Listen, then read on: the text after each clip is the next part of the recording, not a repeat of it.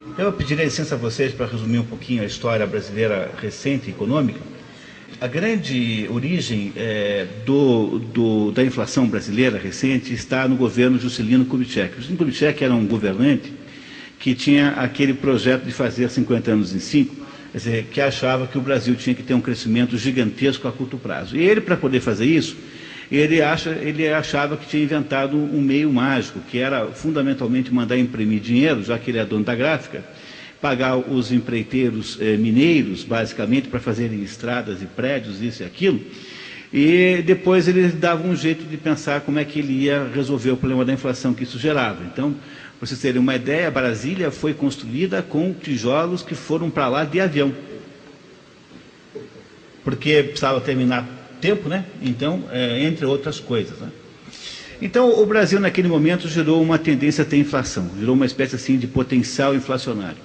Esse potencial inflacionário se acirra muito quando, com a morte, com a renúncia de Jânio Quadros e com o governo João Goulart, o Brasil começa a sofrer distúrbios políticos muito grandes. Começa a haver uma desorganização da sociedade, da economia, que se manifesta em inflação. E essa inflação é debelada magistralmente em seguida pelo primeiro, a dupla econômica do governo militar, que era o Roberto Campos e Otávio Gouveia de Bulhões, que juntos criam uma série de medidas que reduzem a inflação a quase nada e usam como instrumento de viabilização econômica do Brasil, que viria depois, o instrumento da correção monetária, que era na verdade, que nós podemos chamar melhor de indexação, quer dizer, a ideia de que aqueles títulos que fossem vencidos apenas numa grande quantidade de tempo, lá no futuro, pudessem ser protegidos por algum instrumento que repassaria a correção monetária, ou seja, a compensação pela inflação a esses títulos. E esse instrumento da indexação foi gerado pela dupla Bulhões-Campos com o objetivo de viabilizar, aumentar o horizonte de investimentos naquele Brasil que havia perdido a credibilidade econômica por causa da desordem promovida no país pela esquerda, que tentava tomar o poder junto com o João Goulart. E esse negócio deu tanto certo que depois, em seguida, veio o Delfim Neto, que teve aí anos de crescimento de 10%, 11%, não estou falando de crescimento de verdade, 10%, 11%. Esse sucesso do governo militar foi ficando menor, sobretudo após o governo Geisel, que era um sujeito que, embora muitos méritos, era um governante altamente estatizante, e o Geisel, então, se encarregou de aumentar isso que nós chamamos de tamanho do Estado. Não só não só inchar o Estado que havia com a maior quantidade possível de pessoas, como também em gerar uma quantidade enorme de outras instituições, empresas públicas, que foram aos pouquinhos inchando o sistema. Quando chega na democratização brasileira, né, na época da democracia, a partir do governo Sarney, digamos assim, na volta do governo civil, a democracia é entendida pelos brasileiros, em primeiro lugar, como uma espécie de atender a qualquer reivindicação que venha da sociedade. Quer dizer, lia-se o governo democrático no primeiro momento como sendo uma espécie de casa da mãe Joana, onde todos os grupos poderiam obter ali o apoio necessário. Com isso, há uma desorganização imensa do Estado, que, associada à existência de mecanismos de indexação, geraram juntas uma hiperinflação. Vocês compreendem? A hiperinflação aparece na hora em que todo mundo acha que pode transportar para os seus preços a inflação passada. Fazendo-se isso com muita intensidade todos os dias, você tem um aumento absolutamente desordenado da taxa de inflação, e com isso, então, o Brasil foi para a hiperinflação. Houve um determinado mês, nós tivemos aí 70% de inflação ao mês. E aí, então, essa inflação foi debelada pelo governo na verdade, do Itamar Franco, né, quando o Fernando Henrique Cardoso era ministro da Fazenda. Ele debelou isso com uma equipe de economistas que fizeram uma coisa muito inteligente, que foi dar um golpe mortal na indexação. Como é que se fez isso? Inventou-se a tal da URV. A URV era uma espécie de dólar que não era dólar, quer dizer, todo mundo ganhava em URV, mas a URV não era uma moeda manual, ninguém tinha URV no bolso. Como todo mundo agora tinha a inflação todo dia corrigida na sua remuneração, então todo mundo passou a se despreocupar de inflação. Ninguém notava mais que tinha inflação, porque a inflação era todo dia igual para todo mundo, de modo que, sob o ponto de vista relativo, os preços relativos continuavam os mesmos. Genial. Só que a segunda parte da equação não foi resolvida. Por quê? Porque todo o problema acontece a partir do governo Kubitschek, quando o Estado brasileiro acredita que é possível produzir atividade econômica, a sua própria atividade, a partir de dinheiro falso. Ou seja, o problema da existência de um financiamento impossível para o Estado continuou existindo. O que é que faz, então, o governo Fernando Henrique Cardoso, em seguida à eleição do presidente da República? Ele troca aquele financiamento que o Estado fazia pela inflação. Como é que o Estado financiava na inflação? O Estado espera 3 meses para pagar o empreiteiro, 3 meses depois, aquilo que está pagando não vale nada. Como não podia mais fazer isso, o que faz o Estado brasileiro?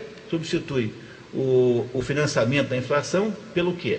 Por uma grande quantidade de empréstimos, ou seja, por um endividamento muito grande, e, em segundo lugar, por um aumento da carga tributária. E o resultado que nós temos hoje é um país que tem, em dezembro, um saldo de endividamento público de 812 bilhões de reais.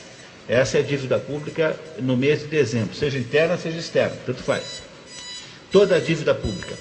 E é um país que, no final do mês de dezembro, tem uma carga tributária de pelo menos 36% do PIB. Olha o resultado disso? O resultado disso é que nós temos uma economia cuja estruturação é para a estagnação. E por que isso é assim? Porque na medida em que o governo tem que financiar uma dívida desse tamanho, dessa dimensão, o governo pega todo o dinheiro disponível no mercado financeiro para ele. E essa é a razão pela qual o juro para o consumidor é muito alto. Não é a Selic a 18,5%, embora isso também influencie, mas a maior razão é que não há dinheiro disponível para distribuir para os empresários, para as pessoas físicas. Segundo, como as pessoas físicas e jurídicas, como os indivíduos produtivos não têm dinheiro que o governo fica com ele, então há uma redução muito grande na dita FBPK, Formação Bruta de Capital Fixo, que é um dos critérios que os economistas usam para julgar se a economia cresce ou não cresce. Quer dizer, quanto por cento do dinheiro que está hoje disponível no Brasil está indo para construir ativos, capitais produtivos. A nossa formação bruta de capital fixo deve estar um pouco inferior a 20%, contra 40% na China. Para você ter uma ideia da diferença. Ou seja, a pequena formação de capital fixo, ou seja, a pequena taxa de investimento produtivo da economia, é resultado da baixa disponibilidade de dinheiro no caixa das empresas. As empresas estão apenas trabalhando para pagar suas contas correntes e não para poder fazer investimentos no capital produtivo do país. E, além disso, a taxa tributária é outro fator absolutamente impeditivo disso. Ou seja, quando você soma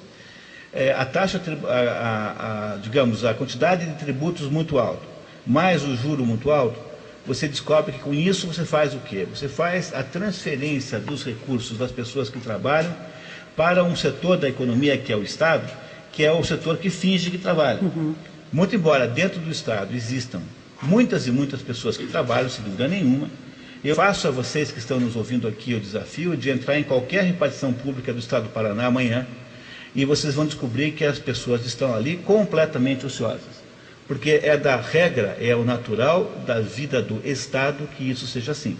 Como o dinheiro do governo é fácil, porque a única coisa que você faz é fazer regras de cobrança de imposto na calada, na madrugada, e depois botar a polícia atrás, é óbvio que o Estado não tem a menor preocupação com a sua produtividade, não tem a menor preocupação com a eficiência da máquina. Portanto, aquilo que o Estado produz, o resultado do Estado, é um resultado pífio e péssimo. Ora, o que dizer de um país onde todos os recursos são entregues para os piores cuidadores desses recursos? Pois o que nós vivemos no Brasil é uma enorme ilusão de achar que as pessoas que trabalham e dão duro irão financiar para sempre a parcela da sociedade que, por razões ligadas à sua imunidade, digamos assim, jurídica, são indemissíveis, não são pressionados a trabalhar, ninguém manda neles, enfim. o Estado e o governo lhes pertencem. O Estado pertence a essas pessoas.